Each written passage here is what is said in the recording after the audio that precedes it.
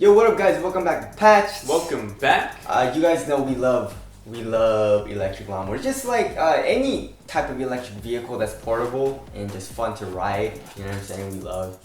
And we would love to get some, electric unicycles and stuff. That'd be sick. Yeah, that'd be really cool actually. Maybe Try like that out. yeah, and like maybe like the one wheel and like some like the scooters are kind of lame, but they're fun to ride. You have more control, and some of these scooters are just insane. They got some nutty ranges. And the speed on some of them is like 50 miles per hour and like 50-mile range. I'm just like, holy crap, and like you just don't see that in longboards. So. Yeah. Anyways, enough about that. What's better, hub motor or belt motor? Yeah, And, for sure. That's kind of like the long-standing debate, like which one's better, and like companies always have like this thing is like, oh, hub motor is better because it's this. And then another company's like, oh, belt motors because this, and like you can read it on their website. We chose belt motor because it's more efficient, blah blah. So we want to weigh the pros and cons of each system and each engine system for longboards and see which one's better. But obviously the main thing for both of these is going to be that belt motors you have to replace every couple of 100 miles. And like it's not a huge deal, but like you have to buy them, and they're not like they're kind of cheap. They're like $20-30 I think on most sites, but it's just the fact that you have to order it and then wait for it and then replace it and do the work to replace it. I mean, like, of course, if you're like working on your board and like and stuff like that, it's not a huge deal, but like I don't want to deal with that stuff. Yeah, for sure. You know. And also another thing is on most systems the belt drive is actually exposed. So if you're riding around in like a very rocky place or like dusty place, and even like if you're just a rock in the middle of the road, exactly, like, very simple. Yeah, exactly, and it can get stuck in there and mess up your belts as well, which is it's very unlikely that's gonna happen, but that can happen. Yeah. And that does suck. And just imagine your engine and your belt ripping while you're riding. That would suck. Yeah, that would be awful. The hub motor, the actual motor is encased inside the wheels.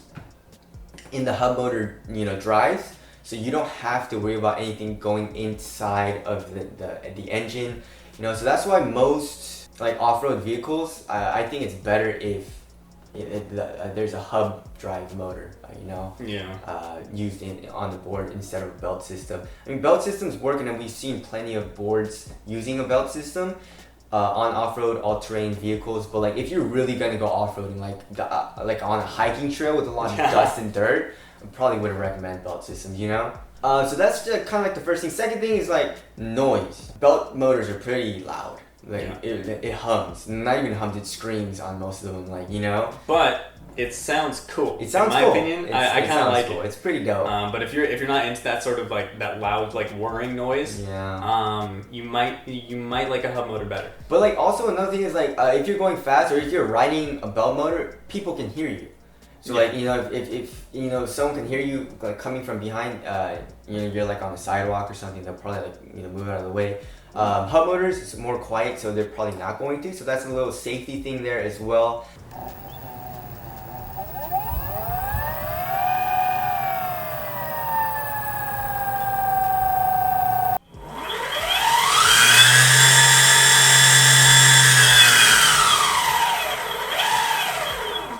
Also,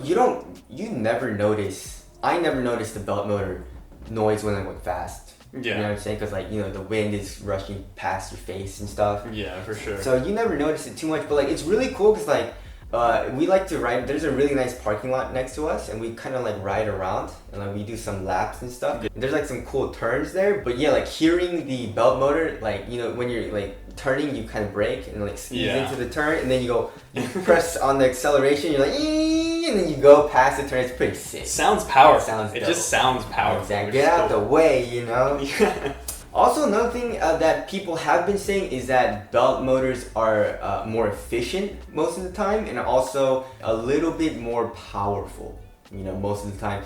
And I can see that hub motors have been getting so good that they pretty much matched belt drives. So it all depends. Like I think a few years ago, the belt motors were better. But as of right now, I think it's around the same. Yeah. And if you get like an all-wheel drive hub motor, that's gonna be sick. I wonder. I've never seen an all-wheel drive for belts. That would be sick. That'd be crazy. That'd That'd probably dope. be pretty crazy. But I've never seen one. I don't know why companies don't do that. Yeah. You know what I'm saying? But like the one belt motor board that I do have, it's more powerful as far as torque goes than all my other boards besides my Meepo. And the Meepo has that Pro Drive, which is just insane for torque. So, yeah. We would say as far as power goes, the belt is usually a little bit stronger, but as of today, it's pretty much the same. Very similar. Yeah, exactly. One good thing about belt motors though is that you can use actual longboard wheels. So like if you want, you can replace, whatever wheels on that belt system with a wheel of your choice. Exactly. And also if you look at hub motors, the actual polyurethane or whatever sleeve is on it is really thin compared to actual longboard wheels. So you're gonna feel all that vibration a little bit more while you're on a hub motor. Obviously, it all depends on like how much flex there is, and if sometimes companies add like a really soft padding on underneath the grip tape, which helps to dampen like all the vibrations. Yeah.